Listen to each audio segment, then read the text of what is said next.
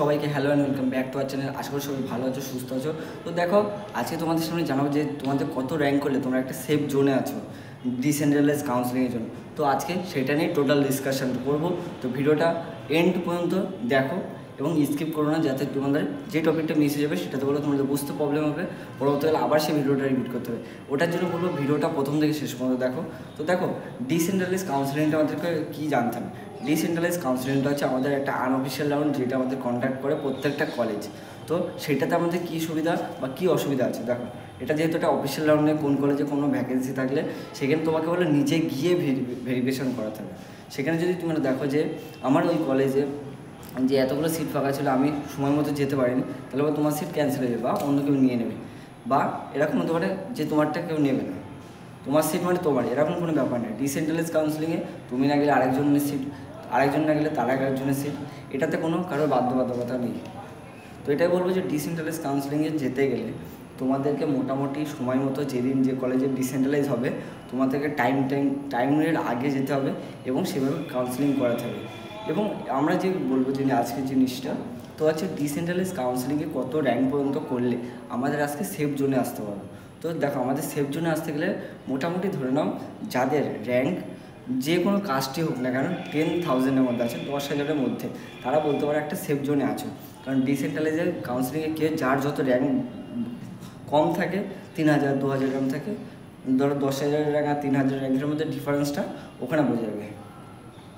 কিন্তু আবার এরকম হয়ে থাকে যে 10,000 কলেজটা পেলো না, আবার 20,000 ওই কলেজটা পেয়ে গেল, এরকম দেখা যায়। তো দেখো, জিনিসটা আমাদেরকে টোটালি এটা বলো কলেজের উপর ডিপেন্ড করে, তোমার ফিজিক্যালি ওখানে অ্যাটেন্ড করার টাইমটাকে ম্যাটার করে।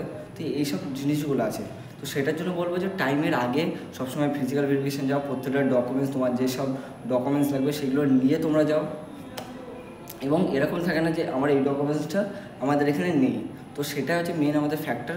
তো আমাদেরকে টোটাল যে ডকুমেন্টসগুলো আছে সেগুলোকে নিয়ে যেতে হবে, সেইভাবে ভেরিফিকেশান করাতে হবে।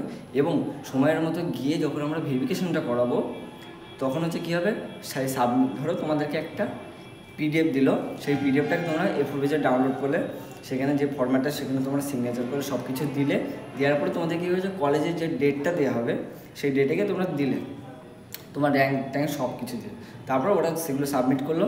এবার একসাথে আমাকে কাউন্সিলিংয়ে ডাকবে, এবার তোমাকে জিজ্ঞাসা করা হবে তুমি এই কলেজে এই রাউন্ডে তুমি এটা পেতে পারো, ঠিক আছে। তুমি যখন তোমাদের দেখা যাবে যে তোমাদের টোটাল কাউন্সিলিং শেষের পরে তোমরা এই কলেজটা এই ডিপার্টমেন্টে পেয়েছো, পাওয়ার পর তোমাদেরকে বলা হবে তোমরা এই ডিপার্টমেন্ট পেয়েছো, তো তোমরা যদি অ্যাডমিশন নিয়ে নাও খুবই ভালো হবে। আর দেখো, তোমাদের কাছে এবার একটা লাস্ট অপরচুনিটি আছে।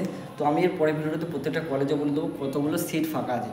তো আজকে তোমাদের মোটামুটি জানিয়ে দিলাম, যারা সেফ জোনে আসো তাদের র্যাঙ্ক হচ্ছে 10,000-এর মধ্যে হতে হবে, যারা 20,000-এর মধ্যে তারা মোটামুটি সেফ জোনের মধ্যে, আর যারা 30,000-এর মধ্যে আছো তারা যদি এসটি বা এসসি কাস্ট থেকে থাকো তাহলে সেফ জোন, নাহলে কোনো চান্স নেই।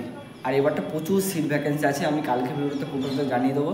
আজকে তোমাদের জন্য এতটুকুই রাখলাম। ভিডিওটা কেমন লাগলো অবশ্যই জানো, লাইক শেয়ার কমেন্ট করতে ভুলো না, আর চ্যানেলটা সাবস্ক্রাইব করে আর অল বাটনটা ক্লিক করে রাখো, যাতে নতুন নোটিফিকেশন তোমাদের কাছে দ্রুত পৌঁছে। তো আজকের মতো টাটা, দেখা হচ্ছে নেক্সট আবার নতুন ভিডিওতে।